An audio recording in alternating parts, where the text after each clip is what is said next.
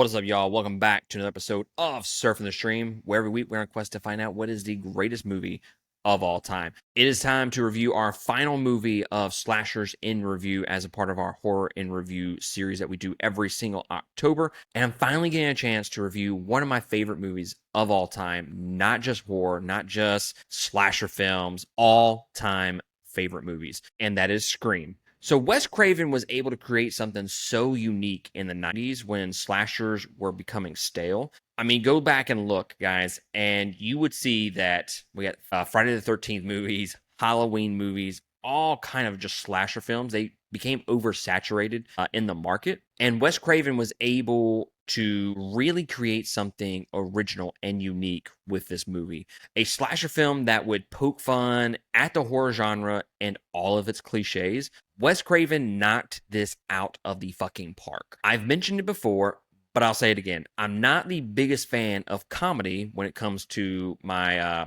horror movies. It's just not what I go to them for. Scream is able to blend both of those genres masterfully. So Neve Campbell is in contention for one of the best Scream queens ever. Obviously, Jamie Lee Curtis is the GOAT, but Campbell is able to make this character one of the best characters in any horror movie, period. I love that she's not some like damsel in distress. She will 100% fight back. And despite how much this movie makes fun of horror cliches, Sydney doesn't really fall into that camp whatsoever. And what's so great about the writing and her character is the fact that she mentions that she doesn't like horror movies because the victims will run upstairs rather than out the front door. And then legitimately a few minutes later, she can't run out the front door because it's locked and she has to run upstairs. And it's the minor details like that that makes this movie rewatchable so many times. I have seen this movie countless times since it came out in 96. Okay. I watched this as a kid and again, grew up on this movie, one of my favorite movies of all time.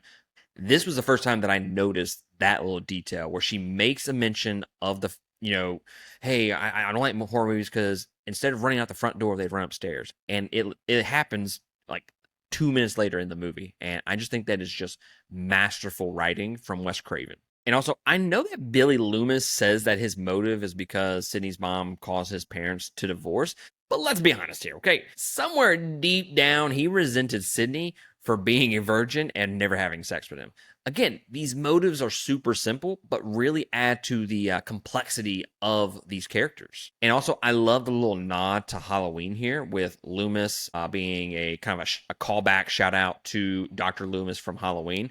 I think that's a nice little touch. And again, they can kind of do that with this movie, and it just absolutely works. And speaking of which, every character is different from the next in this movie. There's not a single character here that I think to myself, I really wish they weren't in this movie. No, all of them are expertly crafted and developed throughout this movie. Every scene, I'm just like, you know what? I don't even care that Sydney's not in the scene. I don't even care if Billy Loomis is not in this scene, or Dewey, or whoever, because all the more minor characters in this movie are just created so damn well, and then the acting really helps that out too. So I love this movie, guys. It has to be in consideration for greatest slashers of all time. This franchise might be my all-time favorite horror franchise. I don't think I dislike a single movie. I think it's number five. Number five. I don't remember liking that one as much the first time that I watched it. So I do need to rewatch that. But all of these movies are so damn good. I love each and every one of them for different reasons. And I don't think any of them are bad, to be honest with you. But guys, what do you think about the OG Scream movie or the Scream franchise itself? Let me know down in the comments below. I appreciate y'all joining me for Horror in Review and the final episode to cap off the series. Myself, Corey, and Carmen are going to rank our top 10 slashers of all time. Pretty sure I have my list down pat. I have 2 more movies that I need to watch to kind of really have my top 10 set in stone, but I'm excited to do that episode. And guys, I appreciate you joining me, and I'll catch y'all next time on another episode. Laters.